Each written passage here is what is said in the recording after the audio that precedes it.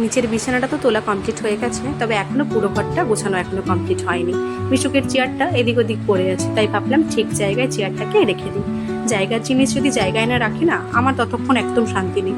মানে বলতে গেলে আমাকে লোকে বলে আমার পিসিওডি আছে। হতেই পারে, কারণ আমি যদি জায়গার জিনিসটা জায়গায় না দেখি আমার মাথাটা বন বন করে ঘুরে।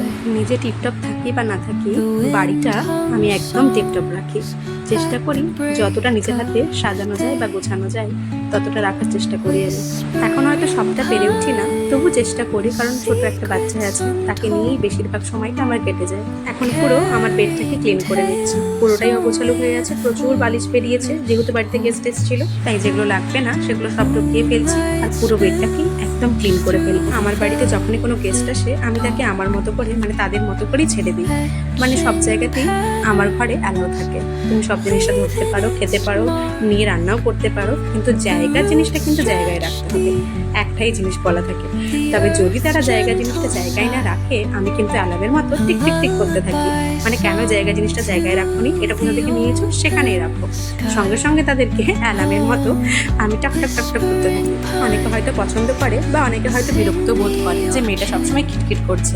অ্যাকচুয়ালি নিজের হাতে একা হাতে সবটা গোছানো তো, তাই জন্য খিটখিটটা অটোমেটিকলি বেরিয়ে যায়। তার থেকেও বড় কথা, এখন তো বাড়িতে একটা ছোট্ট বাচ্চা আছে, মানে জায়গার জিনিস যদি জায়গায় না থাকে না, এদিক ওদিক পড়ে থাকলে সেটা আবার সে মুখে দিয়ে দেয়।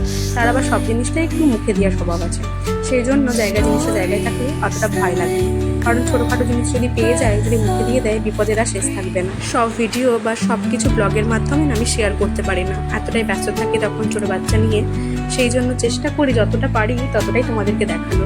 এবার দেখো তো আমার বেডটা কেমন লাগছে, পুরো ঘরটা কেমন লাগছে, পুরোটা পরিষ্কার লাগছে তাই না? দেখতেও ভালো লাগছে চোখে, এবং একটা আলাদাই শান্তি ফিল হচ্ছে, তাই তো? যদিও এখন এই খাটটা আর এই ঘরটা পুরোপুরি গোছানো হয়নি, যতগুলো পেরেছি ততগুলোই গুছিয়ে নিয়েছি। চলো, অনেকগুলো জামা কাপড় ওয়াশিং মেশিনে দেওয়া আছে, সেগুলোকে আমার মিলতে হবে। তার আগে মিশুকে উপর থেকে নিয়ে চলে আসি। বেশ অনেকক্ষণ মিশুর উপরে আছে, খাবার টাইমও হয়ে যাচ্ছে প্রায়, তোকে খাইয়ে নিতে হবে এসে আগে। উপরে আন্টির কাছে প্রায় 1.5 ঘন্টা মতো ছিল, বেশ অনেকক্ষণই ছিল। আবার উপরে ঘুমিয়েও গেছিল বলে এতক্ষণ থাকতে পেরেছে। যাই হোক, ওকে নিয়ে এসে একটু জল খাওয়াই, অনেকক্ষণ জল খাইনি। আজকে আবার জলের বোতলটা দিতে আমি ভুলেও গেছিলাম, সেই জন্য বাড়ি এসেই প্রথম ওকে আগে জলটা খাইয়ে নিচ্ছি, তারপরে কাজগুলো না হলে করবো। এখন আবার একটু একটু করে বলতেও শেখে, ইশারা করে বলে যে জল খাবে, জলের বোতলটা নিয়ে চলে আসে হাতের কাছে, মানে তার জল তেষ্টা পেয়েছে ওটা সে বোঝায়। যাই হোক, চলো, ওয়াশিং মেশিনে অনেকগুলো জামা কাপড় আছে, গল্প করতে করতে ওগুলোও মিলে ফেলি। বেশ অনেক কাছাকাছি, বাচ্চা থাকলে যা হয় আর কি, একটার পর একটা তো হতেই থাকে। সঙ্গে আমরাও একটু কিছু বাইরে গেছিলাম, তাই বেশ আমাদেরও কিছু জামা কাপড় বেরিয়ে গেছে।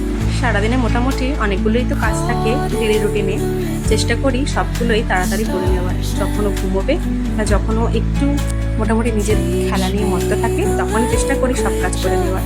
যাক, অনেক রাত হয়ে গেছে, এবার একটু বরের সঙ্গে টাইম কাটাচ্ছি। তোমরা সবাই ভালো থেকো, সুস্থ থেকো, আর আজকের ব্লগটা কেমন লাগলো জানিও।